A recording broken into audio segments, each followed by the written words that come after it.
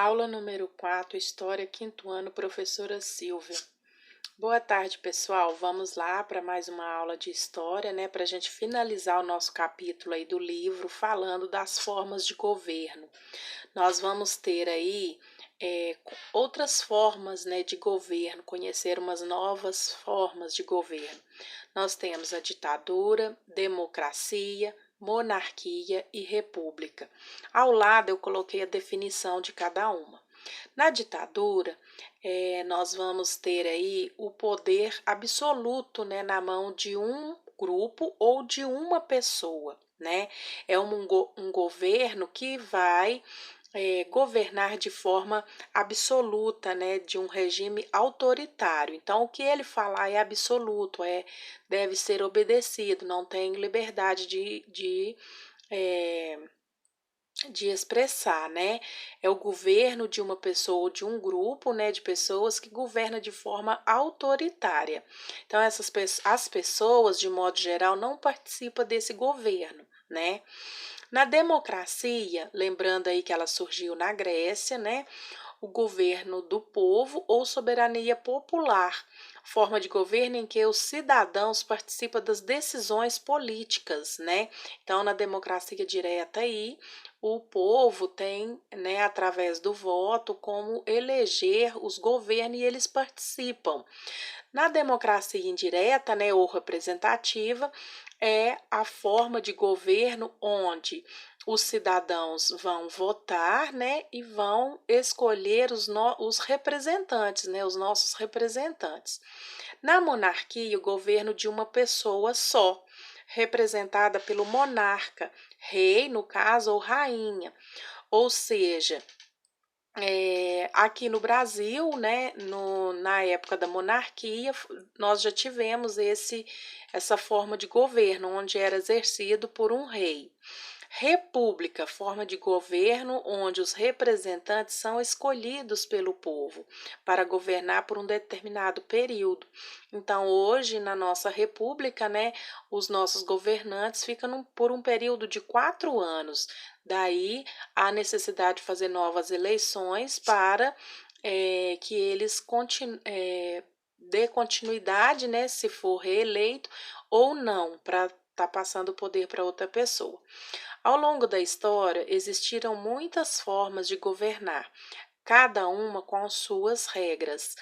Em todas elas, o governo tem a responsabilidade de fazer com que as coisas funcionem bem. Ou seja, nós elegemos, né, os nossos representantes e eles vão estar elaborando as leis, né, para cumprir. Então, todos os cidadãos vão ter direitos e vão ter deveres. Os direitos dos cidadãos, eu citei uns ali, ó, educação, alimentação, lazer, cultura, moradia, saúde, trabalho, previdência social, segurança, vestuário e transporte, entre outros. Portanto, os cidadãos também têm que cumprir com seus deveres. Eu coloquei participar das eleições, né, exercendo a cidadania e escolhendo os nossos representantes. Estar atento ao cumprimento das leis do país. As leis, né, foram feitas para serem cumpridas. Pagar os impostos devidos, participar da escolha das políticas públicas, respeitar os direitos dos outros cidadãos, proteger o patrimônio público, proteger o meio ambiente, entre outros. Então, assim como nós temos os direitos, nós temos os deveres. Então, a gente tem, como cidadão, cumprir com os deveres. E as decisões, né? Como são tomadas as decisões do governo, né? Elaboradas, as leis. Então, nós temos aí uma situação. É através do voto que nós escolhemos quem vai nos representar, né? Através do voto, nós escolhemos os representantes para governar o nosso país, para governar o nosso estado, nosso município, no caso aqui, Congonhas. Então, através das eleições, nós vamos fazer aí a escolha do nosso representante.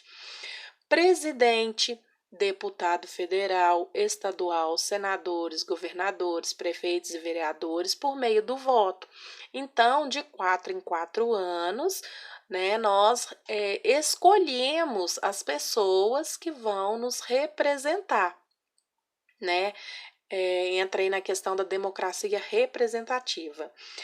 Eles, uma vez escolhidos, né, eleitos, eles vão discutir, criar e tomar decisões em favor do interesse do povo, sendo uma democracia representativa no qual é a nossa. Nós vamos eleger os governos e eles vão, né, elaborar as leis e fazer cumprir as leis para uma melhor organização da sociedade. Como que é o voto no Brasil, né? Então, o voto é obrigatório, né? Todos os cidadãos devem votar exercendo a sua cidadania, né? Entre eles, os cidadãos entre 18 e 70 anos, alfabetizados, né? Nato ou naturalizado no Brasil. São as pessoas que devem, né, estar exercendo a cidadania e ajudando a escolher os nossos representantes.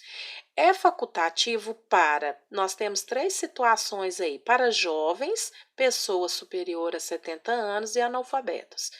Facultativo quer dizer, não é obrigatório, mas se quiserem estar votando, é opcional, né? Os jovens entre 16 e 17 anos de idade, pessoas superior a 70 anos e os analfabetos, né? Nós vamos ter aí as características de cada forma de governo. Nós temos aí a ditadura, a democracia, a república e a monarquia. Entendendo cada uma. Na ditadura, conforme eu já expliquei, é um governo autoritário, né? Ele tem poder absoluto, concentrado a uma só pessoa ou um grupo. Então, ele faz as leis, ele que rege a sociedade de forma absoluta, manda e todos devem obedecer. Na democracia, o povo participa das decisões políticas por meio do voto, né? Tem o direito de estar exercendo o seu desejo de quem você vai estar votando para representar a sociedade, né? Na república, o governo é o representante do povo, né, e governa por tempo determinado. Então, um período aí de 4 anos, depois temos as novas eleições. Monarquia, uma só pessoa governa, né? O poder hereditário e vitalício. O que é poder hereditário e vitalício? Hereditário quer dizer, passa de pai para filho, né? E vitalício, eles ficam no poder até a sua morte, até entrar outro sucessor, uma vez, né, falecido. Por que é importante que exista um governo?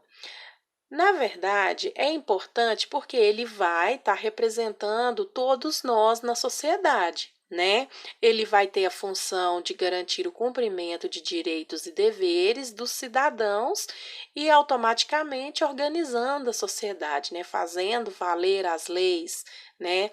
Uma vez expressada na Constituição. Todos nós temos direitos e deveres. Eu coloquei um exemplo aí a respeito das crianças, né? Todas as crianças têm direitos, têm deveres. Então, uma coisa sobrepõe a outra. Por exemplo, os direitos. Tem o direito a uma educação de qualidade? Sim, porém, a criança vai ter os seus deveres, né? Toda criança tem o dever de fazer as tarefas, tirar boas notas, estudar para as provas. Então, fica a dica aí. Uma educação de qualidade, a criança tem direito. Automaticamente, ela tem que cumprir com os deveres, né? Para representar, né, bem esse direito que cada uma tem, né? Vamos terminando por aqui, nós vamos terminar o capítulo do livro. Espero que vocês façam bom aproveito e, para responder as questões, vocês podem estar embasando aqui nessa explicação. Tchau, tchau, bye, bye.